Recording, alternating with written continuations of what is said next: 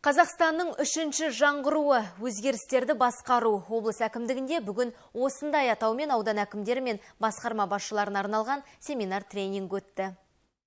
Өңірде 4000-нан астам мемлекеттік қызметші бар. Олардың біліктілігін арттырып, кәсіби қарымын шыңдау мақсатында жыл бойына түрлі семинарлар ұйымдастырылады. Ал осы жолғы шара басшылық лауазымдағы тұлғаларға арналған. Әр саланың тізгінін ұстаған білікті спикерлер көшбасшылық қасиеттерді ұштап, өзін-өзі дамытудың маңыздылығын сөз етті. Сондай-ақ жобалық менеджмент тәсілдерін қолдану арқылы мемлекеттік қызметті жетілдіру жайын талқылады.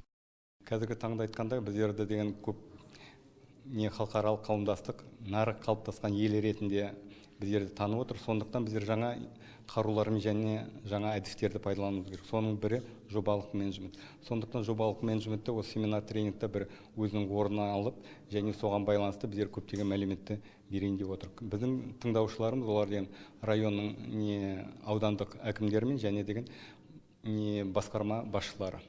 Елбасы өз жолдауда мемлекеттік қызмет көрсету үрдісін оңтайландыру керектігін баса айтты. Өйткені сапалы қызмет мемлекеттік қызметші мен халық арасында оң қарым-қатынас орнатудың кепілі, және ол мемлекеттік қызметшілер өмірінің жаңа стиліне айналуы тиіс. Бұл тұрғыда бүгінгідей шаралардың берері мол дейді сөз алғандар.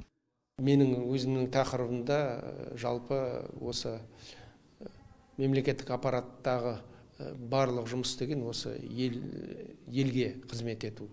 Сондықтан да елбасының жолдауында ең басты мақсат мемлекеттік қызметтер үшін өзінің кәсіби деңгейін міндетті түрде әр уақытта да жетілдіріп отыру, өзін дамыту, сонымен қатар сапалы жұмыс атқарудың арқасында әр мемлекеттік орган бір нәтижеге жету керек. Қатысушылар алған білімдерін қызметте қолданып қана қоймай, өзгелерге үйрету үшін алдағы уақытта ауыл аймақтарда да осы мәнде шаралар өткізу көзделген. Назерке Тоғжан, Рүстем Ещанов, Алтынбек Абделов, Ақжайық арнасы.